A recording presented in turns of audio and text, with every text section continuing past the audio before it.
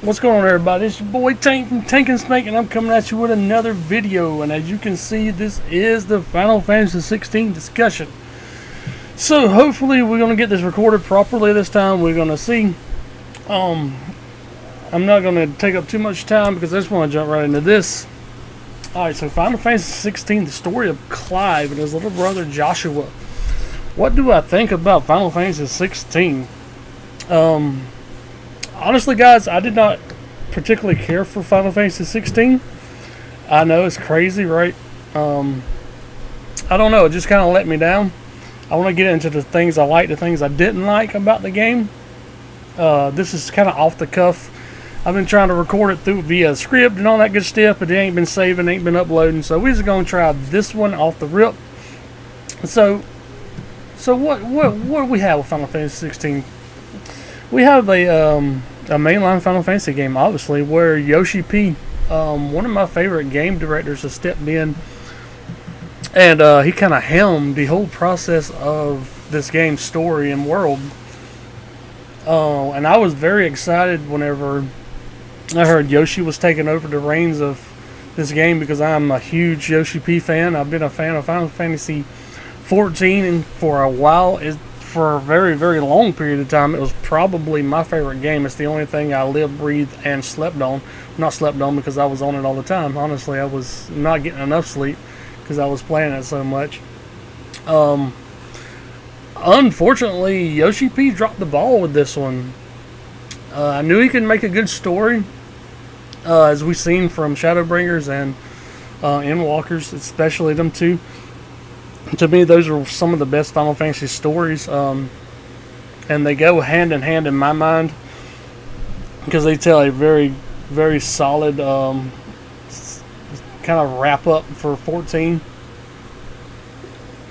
In my mind, that was a solid end for 14. I haven't been back to 14 since really beating Endwalker. I know they got some other stuff come. I think Dawn Seeker or something like that. It's the next little expansion coming out. I may jump back into it when it comes out, but we'll see how that goes. But when it comes to this mainline entry to Final Fantasy 16, to me, Yoshi P kind of dropped the ball. Not in the story aspects. We'll get into that. Let's talk about what I liked about the game first, because it was not that much. What I liked, personally, I liked the medieval setting of the game. The medieval setting was really cool. I enjoyed it overall.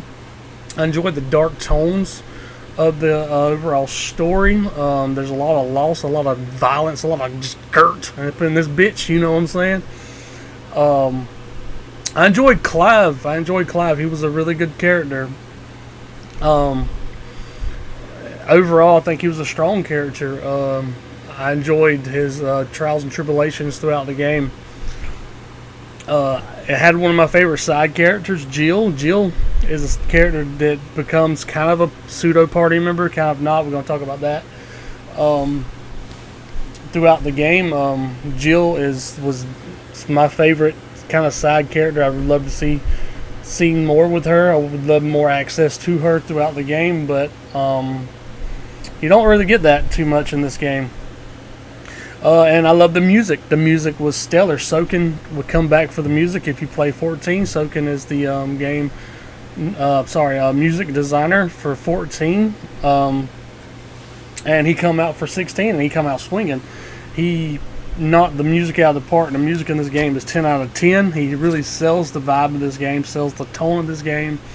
And without Soken, I don't know if it would have been as good and as engaging as I would have. Well, as what I think it is now. So those are the things I've liked. Excellent points. What I do not like about this game, and what brings it down from a 9 to where we end at the very end, is everything that follows. So, for starters, I want to go ahead and get this out of the way. The combat. People think this combat is something great. It's not that great.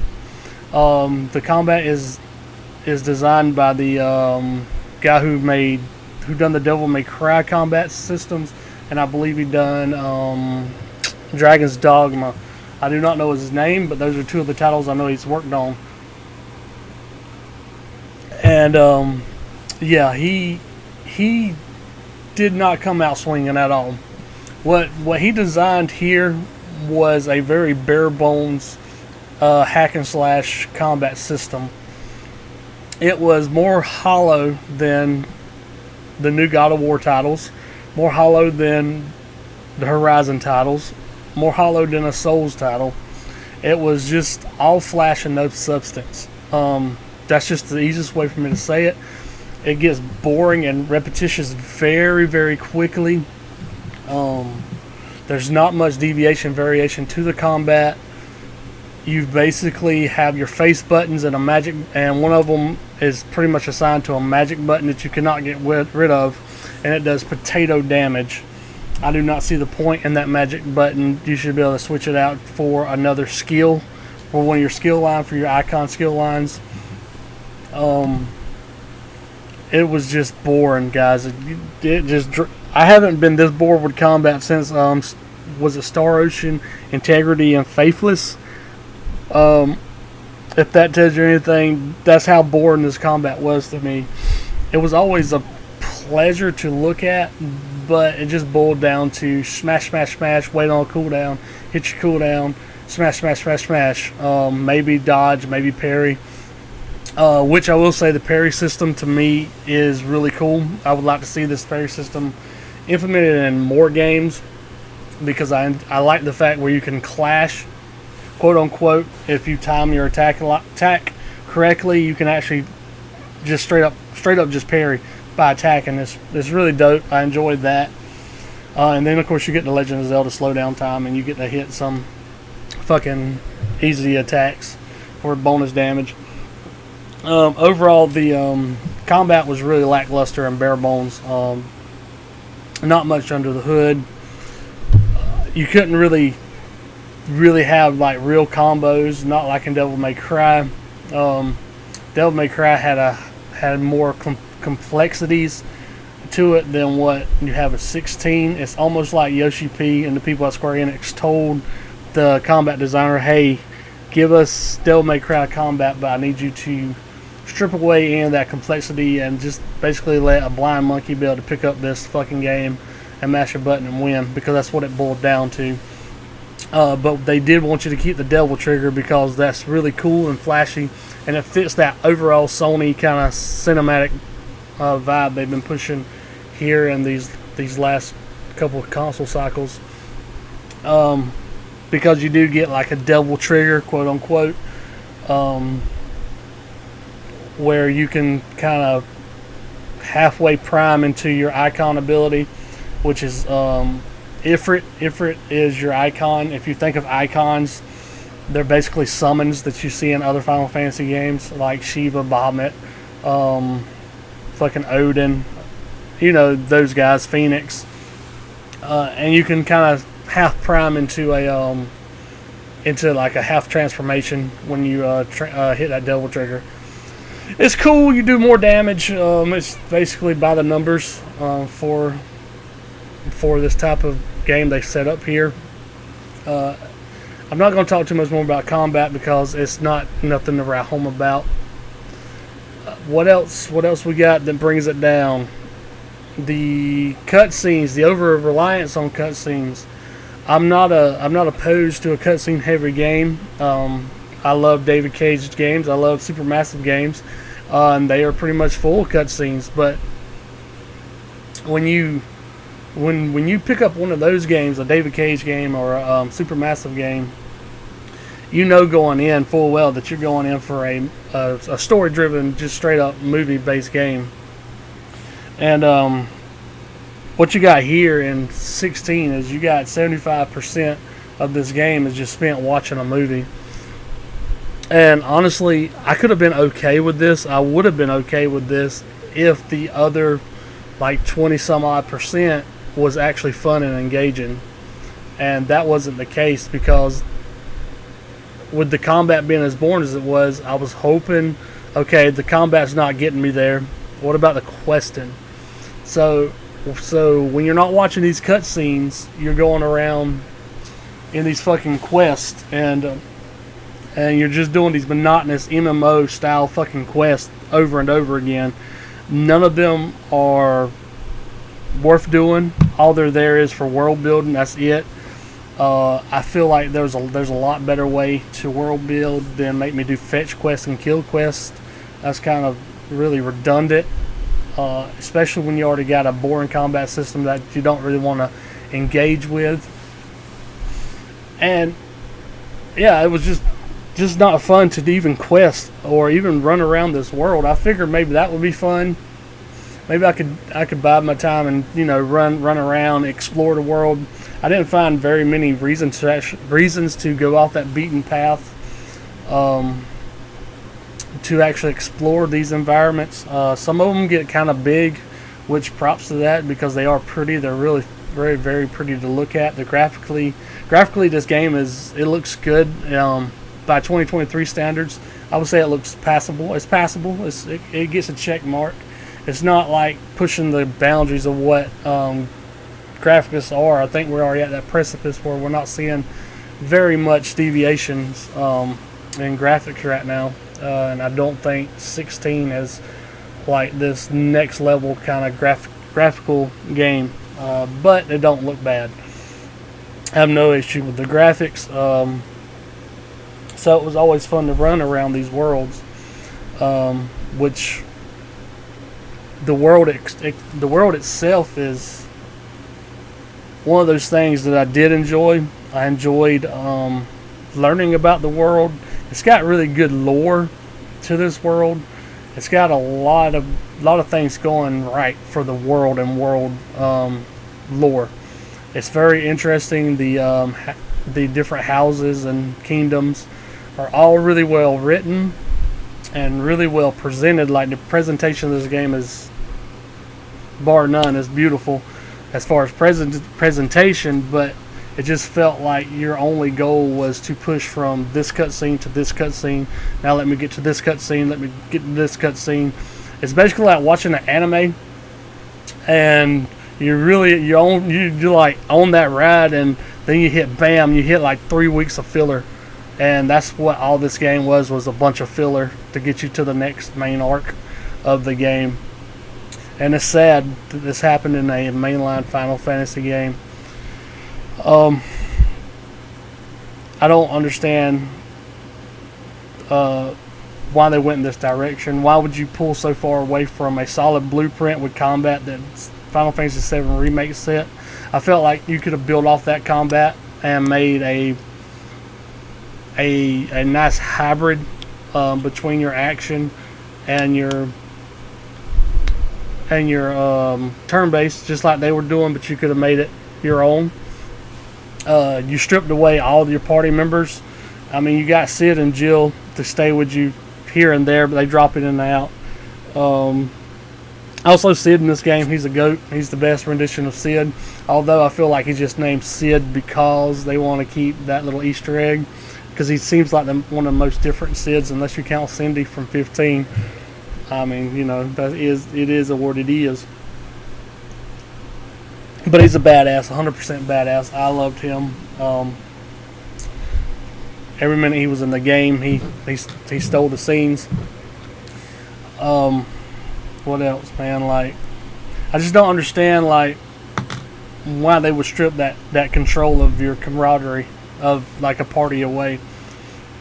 Because I felt like if they would have kept the ability to customize your party, it could at least gave some ways to approach each combat encounter, some variation. It'd been way more fun to combo in their abilities that you get to level up, and you get to choose how you want to use them, when you want to use them. Do you want them to combo that ability in when you got them, when you slam your sword down and you want to knock him up in the air, and do you want to juggle them with, say, a Shiva ability or a Ramu ability? You know what I'm saying? Something like that. Some kind of deviation there. It would have added a more spark to the gameplay. Added at least a little bit more, I guess, nuance to that. You could have made it functionally act kind of like Torgal, how Torgal reacts, how you can swap him in and out, and various stances. You could just done hot swap, say Jill, hot swap Sid, when you wanted to use them, when you didn't want to use them, as far as their skills go, and that would have been more fun. But that's not there, man, and you don't feel as connected to these side characters because you're not with them like you are, say, like you were in 15 or in 7 or 12, or even 13. Wasn't that the one with lightning? I can't remember. That one sucked. But anyway, you just don't get that camaraderie that you would build up in that Final Fantasy story, or at least I didn't feel that way. And let's talk about Clive. I mean, there are no classes in this game. Clive is a what is he called? He's a shield, basically. He was passed over as a dominant of fire for Phoenix for story reasons. But you have the gift of the Phoenix, so you have some abilities you can use for Phoenix. Of course, you pick up other icon abilities fairly quickly as you play the game. But there are no classes, which I did not like. I wish there was classes. Of course, I'm kind of biased here because Final Fantasy 12 is my favorite Final Fantasy games, hands down. I love that game, and that class system is insane. You can do what you want, be what you want, and honestly, if this game had a Final Fantasy 12 type system, I would have more fun with it, even a lesser version of the combat, if I got more abilities and skills to use.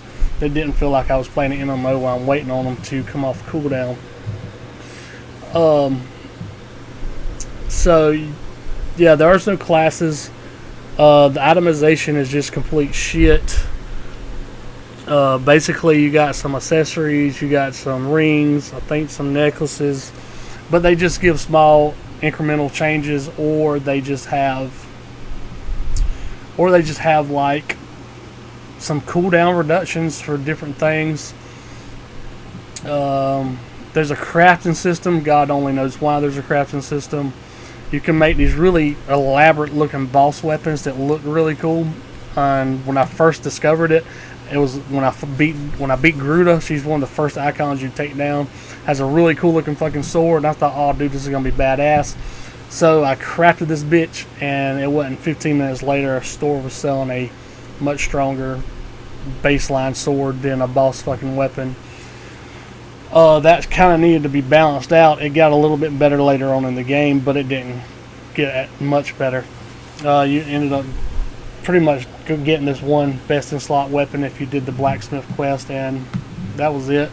It would have been nice if these boss weapons had like elemental properties to reduce cooldown. Say if I wanted using the Gruda weapon, maybe Gruda's weapon would reduce the cooldowns to my Gruda skills, and vice versa if I made a Ramu weapon or Shiva weapon, whatever I was making, if it would reduce the cooldown of those skills. But that's not the thing. There's no elemental damage in that sense. Like there's no, like, enemies don't have elemental weaknesses, so like you can't take fireball and constantly fill up one of those floating fire creatures like you could in other past games and make them explode due to overabundance of flame. So that was kind of pointless, for more of a letdown, I would say, not pointless. Just another bare bones system, just a baseline system.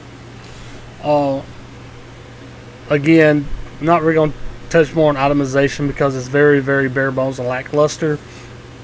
You do level up in this game. Again, I do not know why. I guess to keep the RPG tag. You get incremental increases to your stats. I don't see the point. The game itself is easy. I don't understand. It's just, I guess it's just there. It's functional. You leveling up is functional. You get skill points as you progress the game to increase your icon abilities. I do like when you master an icon ability, you can slot it in anywhere you want to. Say if I'm I use Garuda a lot, just for example. But I did like, say I would like the Phoenix skill or a Ifrit skill, I could slot in one of those on my Gruda face as well. Mix and match as I please. I did like that, but again, it still didn't add that much different nuance to the combat, any extra complexity or fun factor. It just added a different skill that I'm going to have to wait on a little long cooldown for. I guess the cooldowns aren't too long. You can mitigate it a little bit, but again, it felt very MMO-ish. It felt very 14. Much of this game felt 14 as far as how it functions, functionally, like side quest and again that waiting on cooldowns and hitting your off cooldowns, which is basically your magic attack and your basic attack. And if you hold in triangle, you do like a fucking powerful fucking attack, or square, hold in square to slam your sword in, which you could get some nice little juggles in when you've done that, and you told Torgal to jump in and juggle him, and then you could use Gruda's skill to grapple forward with a little hand claw and pull yourself and do a little air combo. That's about the extent of your air combos, though. There's nothing extravagant. So overall, I did not enjoy my time with 16. I would not rate it as a bad game. It's not a bad game. It's not this 10 out of 10 game of the year. If it's a contender for game of the year, I would call bullshit, because it's not that good. I don't understand all the love for it. I understand that people like Final Fantasy games, but this to me is not a Final Fantasy title. This feels like a subtitle within the Final Fantasy series. When I played this game, I thought I was going to get me a pretty much a new revolutionary JRPG, and it's barely even an RPG. This is not even a good Western RPG. This is just a bare bones RPG. It's just RPG just to have it in the title. Of course, I knew that was in trouble when Yoshi P said he didn't like the JRPG tag, which is absurd, because I think Japanese RPGs or role-playing games do deserve their own tag, because they're so unique. They're so fantastic. They bring their own flair, bring their own gameplay mechanics, and they kind of influence the Western market into a sense. I think there's a lot of pride in saying you make a JRPG, and there's a lot of fans of JRPGs that I think would agree with me that it deserves to be the genre that it is. And unfortunately, Final Fantasy 16 is not a JRPG. It's not revolutionary. It's not this next leap even for RPGs. It's just a flashy, by the numbers action game, in my opinions. And that's not a bad thing. It's not a great thing, but it is what it is. Personally, I hope we see this world return, because I would love to revisit this world in which it takes place in. Because man, when you get to Phoenix Gate, it's pretty early in the game, but Phoenix Gate, when shit goes down, it's like fucking like a red wedding type of scene, man. It's real graphic and brutal, and a lot of the story beats are like this. And the story is really good. I'm not knocking the story. I don't want you guys to think it's not a bad story. I just want you to understand going into this game, if you go in just want to experience that story, I feel like you're going to have a lot more of enjoyment, because even the combat sections, there's some of them, they're called cinematic clashes or whatever, when it turns into like a God of War style quick time event where cutscenes take over for you to basically kill the boss for you. It's these giant fucking awesome looking battles, but ultimately it's just a cutscene battle where you do quick time events, which I don't have problems with it. Like I say, it brought me back to God of War PS3, fighting like Poseidon or Zeus, something like that. When you climb the back of that Titan at the very beginning of the game, it's very cool, very awesome. I have no issue. Don't lose any points for quick time events. I love quick time events. That's fine. I mean, Rise Son of Rome, I enjoyed it. Of course, I'm giving Rise Son of Rome what I gave and what I'm giving this game too. So don't feel bad. Don't think it's better in my mind. I just like both of them for what they are. And yeah. Oh yeah, I want to talk one more thing about their icon battles, which I'm assuming this, because a lot of the boss battles culminate into these icon battles. They are very cinematic. But if you think I thought the Clive combat was bare bones, these things are boring as fuck. It's literally like 3 buttons, and you just smash until you get the enemy's health to a certain amount, and a cutscene takes over, and you watch that, then it comes back, you get their health down to a certain amount, and eventually the cutscenes will kill the bosses for you. It's very cool to look at, and very, very bad to play. It's boring. I don't see myself coming back to Final Fantasy 16, even if it gets some DLC. I'm really just going to be waiting on the next entry now, because this one was a huge letdown, and I hope this isn't the future for Final Fantasy 16. I hope this was just a offshoot, that we don't really see more titles going in this direction, because this direction was very, very, very bare bones, and it's all flash, no substance. I'm sorry, that's just how I feel. And in my opinion, Final Fantasy 16 gets a 7 out of 10 on the Tank-O-meter, and that's just that. Let me know if you played it. Let me know what you think about it. I know my opinion is against the main grain of Final Fantasy 16. I know this review is late, but I wanted to make sure I finished 16. I want to make sure I actually got my feelings about it in order, and really ruminated on how it made me feel. I did not play through it on the hardest difficulty that you unlock after you beat it. I think this is Final Fantasy. I may go back and try. We'll see if that maybe changes the difficulty curve. I've heard that it makes it a little bit more challenge, but not much. I just can't pull myself to hit that power button to play it again. I'm going through Starfield right now. I got other plans. Probably by the time you see this video, there will be a character creator for Starfield going up, and then I got an exploit video going up. So we got a lot of stuff about to start hitting. I've already completed most of Starfield, so you're gonna start seeing those gameplay videos go up. Yeah, we got a lot coming. As promised, this is a 16 review or discussion. I kind of kept it short and off the cuff, because I got this like the 7th time I recorded this without something happening, so hopefully this one worked. And yeah, this has been from Tank-N-Spank. Hopefully I'll see you guys on the next one. And as always, I love you guys. Stay safe, stay healthy, and we'll catch you on the next one.